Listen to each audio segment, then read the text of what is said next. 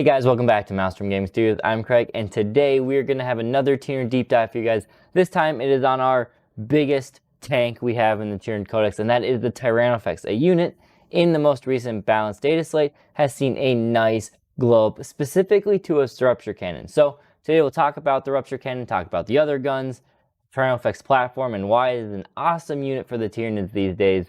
And just go over some playstyles and stats and all sorts of things like that. So if it sounds good, do like and subscribe to stay up to date on all of our content here at Maelstrom Gaming Studios. We cover a lot of Tyranid stuff here, battle reports, tactics, tournament results, all sorts of things, as well as some other general 40k things too. So again, thank you guys. Thank you to our members for supporting us. It really helps us out. And now let's dive into today's video.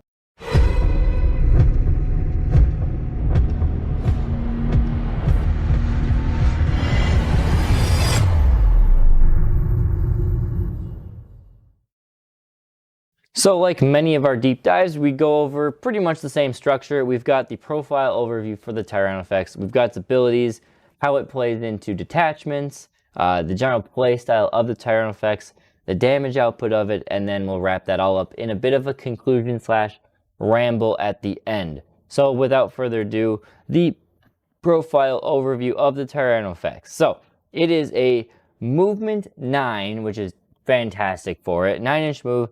Toughness 12, 2-up save, 16 wound, leadership 8, that's Tyranids, OC 5 monster. This thing is fantastic durability. No invuln save, but with things like cover, actually that's pretty much it. With cover, you're going to be getting probably a 4 or 5-up save on most weapons in the game, maybe just a 6-up, but still, you're going to get some save with this thing no matter what shoots at it.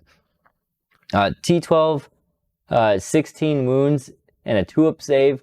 Like I said, it is very tough, and it is hard for a lot of armies to deal with this, let alone dealing with multiple of them, which is why you're seeing a lot of lists not just bring 1, but bring 2 and maybe even 3 of them. My recent team tournament, I brought 3 of these to be sort of stat check army to see if you can deal with 3 of them, and most people can only do 1, maybe 2, let alone dealing with the rest of the threats on the table. They're pretty solid, and then the OC 5 and a 9-inch move really does allow them to not only just be things that sit on the back, but they can threaten the front objectives and help out in that regard too. So the ranged weapon, they have 3 main ranged weapons you can pick from, and then they have their secondary weapon, which is probably not great. I mean, it's not great compared to how it's been in past editions. It hasn't changed, and this edition has, increased durability a bit, so it hasn't really changed anywhere. I'm going to do these out of order a little bit. Let's start with the Fleshboar Hive. It is a weird weapon. It's always been a weird weapon. It's never really been that great. It has heavy, so you can make it hit on 2s. Sustained hits 1, which is good, and twin linked, which, rerolling wounds is great. It's 24-inch range, 20 shots, hitting on 3s, strength 5, AP 0, 1 damage. What it is basically the equivalent of 20 Termagants with Fleshboars shooting at once. It's just, I don't know. It's fine. The twin linked is cool. The sustained hits is cool. You can give it lethal, which is cool, from a Hive Tyrant or being in Invasion Fleet. But really, the AP 0 is more opponents are going to make saves than they fail them, all likelihood. So it's cool, but it's just not really that good. And that's just the way it's always been. One of my favorites, probably still my favorite one, is the Acid Spray. It is an 18-inch range torrent weapon. It does not have ignores cover, which is so annoying, but it is what it is.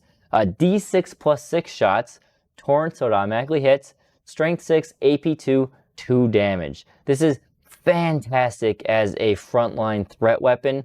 You can move this dude up the board. Maybe you have a Hive Tyrant nearby, give him the assault keyword, run him up the board, get on that center objective, and just be an OC5 tank. And if anything wants to come out and threaten him, well, you've got a nasty Overwatch that can really do some substantial damage. Going into basic Marine bodies, I mean, this thing in Overwatch picks up 2, 3, 4 Marines on the Overwatch. Again, you could get lucky with your shots and roll 12 shots. You could get 7 shots, but at least still getting 7 is a fantastic amount. Finally, The Rupture Cannon, who has seen its great change up. It is a heavy weapon, so +1 hit if it stands still. 48-inch range, hitting on 3s, 2 shots. Strength 18, AP -4, D6 plus 6 damage. Different from what it used to be, 2d6 damage. Now, at a minimum, you're doing 7 damage, where it used to be on average you were doing 7 damage. And you can swing all the way up to 12 with this, much more reliably than you could before. I love this change. It makes it so reliable.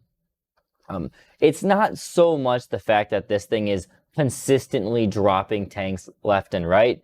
AP4 is fantastic, but as soon as you have something like Armor of Contempt and Cover, it's only AP2, so likely they're getting 4 or 5 up saves on these things.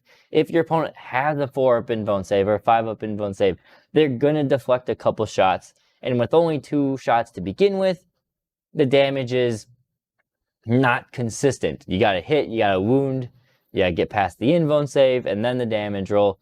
But what's most important about the Rupture Cannon is it is a threat your opponent has to respect, because there is a chance that that shot goes through and it just does 12 damage. And it's not out of the realm of possibilities like, oh, this is a really long shot chance for it to happen. It's more likely that it does some substantial damage, and that's enough to put a threat into your opponent's brain to think about. So those are the gun options. Really, Acid Spray or Rupture Cannon. Take them both on multiple Tyrannofexes, but they both have their place, and I really enjoy that. Damage output. So this is typical. We have, Guardsman all the way up to a Catan in terms of the, toughness. I'm not putting the Rupture Cannon on here because it's such a swingy thing. We'll just talk about it randomly. But the Acid Spray, on average, and take into account this is also technically the same as Overwatch, is 6 kills for Guardsmen, 4 Intercessors, 1 Terminator, and then some wounds. Maybe you get lucky and pop to 2. Gravis Marines, you do 1.5. Gravis Marines are 2 to 4 damage. You can do some chip damage on a Rhino. Not much to Land Raider and Catan. The Fleshboar Hive is more or less the same. And then you could have the Fleshboar Hive with the Walk Tyrant, and you could gain that lethal ability, and then that bumps it up a little bit. But again, it's not really something to write home about. The damage output is pretty straightforward with these guys. It's just the Acid Spray. One thing to consider, Acid Spray really loves being near Neurolictors because that allows them to hit much better. Strength 6 is a good strength, but if you can get +1 to wound on an Acid Spray, that's fantastic, all along the same, as well as, having Pyrovores to turn off covers. So damage output, not that important, but it's still something to consider. Special rules, there aren't much, but there are 2 very important ones. So first off, it is a Deadly Demise D6. It's one of the only Tyranids that have a Deadly Demise greater than D3. And it can be nasty when it goes off, if it goes off, especially if it's something in your back line. If it's more in your front line, then great. Maybe you hurt a bunch of your opponents. If not, whatever. But the most important rule, also, before I talk about that, is it also has a bracketed. So if it gets to 1 to 5 wounds, you do subtract 1 to hit, which is, you have heavy to counteract that, or you're just a flamer, so you ignore that in general. So it's not the worst thing in the world. Its other ability, Resilient Organism, used to be the whole -1 damage. I really did not like this rule when they changed it. However, when playing with a Rupture Cannon Tyrannofex, it is a fantastic ability because this thing is going to be trading with other anti-tank guns. And just think about, the Rupture Cannon. If you're shooting another Tyrannofex, maybe you hit both times, maybe you wound both times. Say your opponent gets lucky and makes one of their saves, and one goes through. Well, now you're going to blank one, and then nothing happens. And then Tyrannofex shoots back, you say the same thing. But the ability to just turn off a damage roll is fantastic. Yes, it's annoying where if it's a D6 weapon, you don't know, maybe he would roll 1 damage, maybe they would have rolled 6 damage. You have to turn it off before you know the amount of damage, which it's fine, it's fair. But you can look at your opponent's army and see, all right, what are the high damage weapons that are come my way? And just keep that in mind. Maybe it just has a lot of damage, 2, 3, maybe some 4. Save it for just something. but it's nice to just stack that damage on top of the already insanely durable profile that Tyrannofex has. Detachment benefits. Tyrannofex doesn't specifically fit into too many detachments, but it's a fantastic unit to just include in any detachment right now. So Vanguard Onslaught, you guys have saw the recent battle report. Connor played Tyranids. They have no real synergy with Vanguard Onslaught at all. However, 3 rupture cannons or 2 rupture cannons and an acid spray is a really tough thing to deal with, as well as you have them being backed up, or rather they are backing up probably 20 to 30 Gene Stealers running up the board. So not only is your opponent worrying about all of this melee in their face, they've got these big bugs that are sitting on the objectives in no man's land, firing off devastating shots that your opponent also has to deal with. So they don't have true synergy, but the fact that they can just be included is a good threat. Assimilation Swarm, again, not specifically any real synergy. Yes, you can heal D3 wounds on them a turn. Maybe you'll do that on 1 or 2 turns, but really, again, it's just a solid anti-tank threat to throw in there. Unending Swarm, same thing. A little less because there really is nothing synergy-wise that fit. Again, just a solid anti-tank weapon or just a big bug to have. Crusher Stampede changes that. There's a lot of synergy to be had here. So it loves everything about Crusher Stampede. Not only are you OC 7 if you are unwounded, if you are wounded at all, you get +1 to hit. So now you're +1 to hit. You can move around and still hit on 2s. You could be in melee and stand still and still hit on 2s. If you are wounded or you're below the bracket to the point where you are getting +1 to wound, well, now your Rupture Cannon is basically wounding everything in the game on 2s, which is just fantastic to keep those rolls going through. Really good. There are some awesome stratagems in the detachment as well. You've got the Swarm Guided Salvos for the ignoring modifiers, any modifiers, so the penalties that hit, and you get to ignore cover, which makes that Flamer really good too.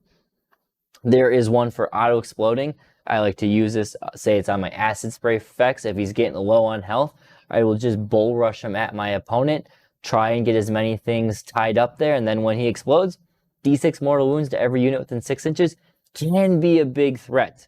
As well as the new strat for moving through buildings. It can catch your opponent off guard. When it's Tyrannofex near a Hive Tyrant, can move 9 plus D6 inches through a building, and then still, if it remains within 6 inches of a Hive Tyrant, assault or shoot.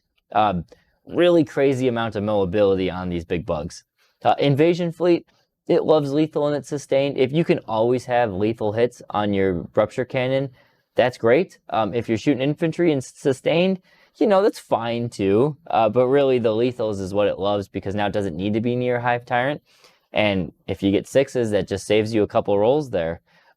Another important thing though is the 5-up Feel No Pain strat.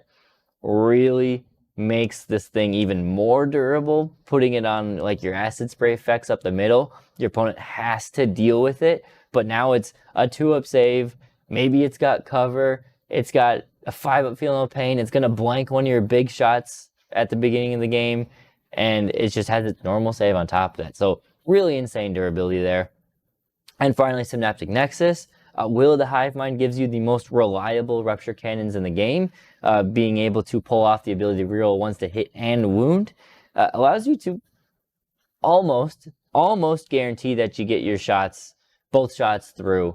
Obviously, you can reroll 1s into 1s, and that happens all the time, really, when you're playing with these big guns. But still, the most reliable Rupture Cannons in the game can be done with Synaptic Nexus. As well, if you want, you know, you've got the ability to give them Invones, though the 5-up Invone isn't that important most of the time on Tyrannofex, because it already will get it. 2 extra inches to move is kind of fun, because now you got 11 inches, plus maybe an advance. So really cruising on there. But yeah, so detachments, Crusher Stampede stands out the most. Invasion Fleet, Synaptic Nexus, they're good in those as well. Everything otherwise, it's just a nice big tank to have. Playstyles, I've already kind of mentioned this a bit, but we'll do them here. The Acid Spray, like I said, can be good in any detachment. I do really like this in Invasion Fleet the most. Crusher Stampede is the second choice, but I would move this thing up to the center objective, or an objective where it's going to try and take a pounding, or it's going to have to. Keep it near Hive Tyrant if you can to get that assault keyword that helps it out with its mobility, some free strats, giving this thing 5-up Feel No Pain and the ability for Overwatch for free. You know, one of the two will be discounted by Hive Tyrant. Really will make this an annoying thing to get off of the middle objective, as well as that Overwatch. Nothing will really want to come towards it, or at least it'll make your opponent think about it. But yeah, that's how play Acid Spray. Rupture Cannon, really, they can threaten anywhere on the table. If you have one, make sure it's the last thing you drop and kind of line up your big targets.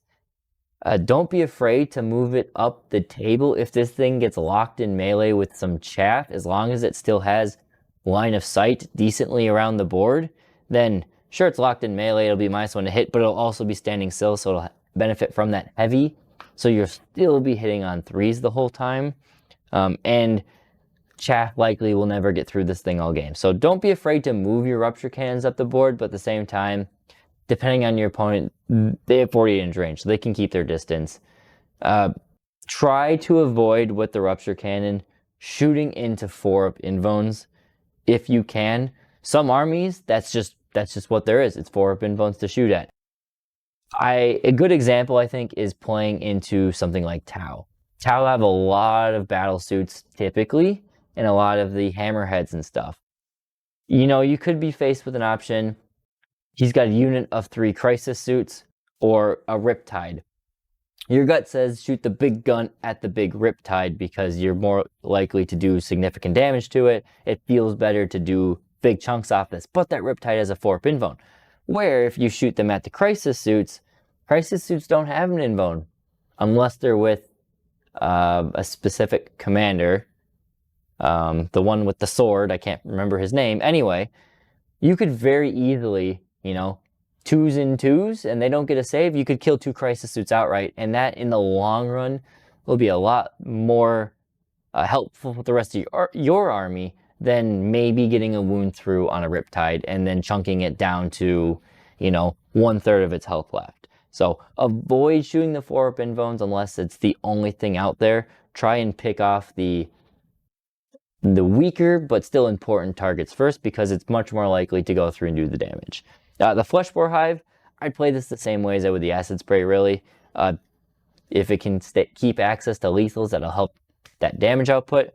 And a Neuralithia would really go a long way to allow that Strength 5 to be trading up along with its Twin Linked. It's a good combo, but still, I don't really like the Acid Spray or the Fleshboar all that much.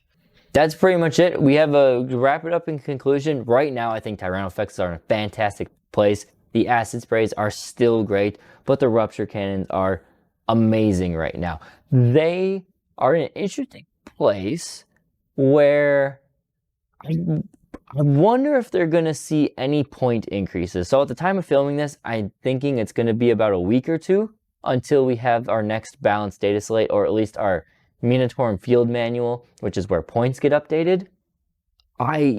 Ever since they made this change, it seems like most tournament lists outside of Vanguard Onslaught are bringing 1 to 2 Tyrannofexes. It makes me wonder if they will look at that and say, maybe we need to up the points by 10. I don't think they need to, because Tyranids are still only rocking a 49% win rate as of time of filming this.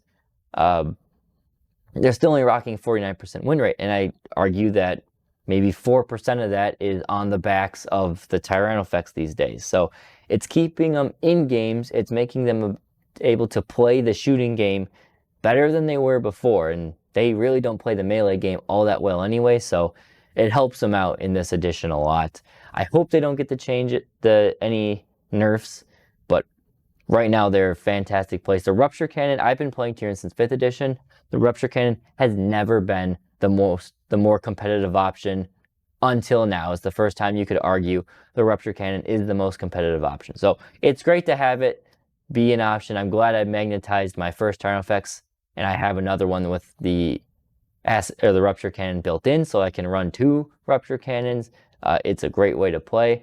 And if you want to see them in action, the battle report that was just released Last Monday, it was AdMech versus Tyranids. Connor was playing the Tyranids, and I was bringing out my AdMech. A little rusty with the AdMech, so I might have got a few rules wrong, but all in all, as a Tyranid player, you get to see kind of a fun Vanguard Onslaught list with some Rupture Cannons, and you get to see the highs and lows of those things throughout the game. You get to see them, without too many spoilers, just obliterate some things, and at the same time, not do what you expect them to. So if you want to see Tyrannofex in action, check out that video. Otherwise, that's all I got for you guys. Let me know what you think down in the comments. Are you loving Tyrannofexes? Do you stay away from them? How many are you bringing? And if there's another unit you want me to cover, put it down in the comments. And if you see that unit, give it a thumbs up, and I'll make sure to add it to the list of ones to cover. I've got a few more ideas on the slate, but then I'm looking for you guys to let me know what you guys want to hear in terms of these datasheet deep dives. So that's all I got. Thank you guys, and we'll see you next time here at Maelstrom Gaming Studios.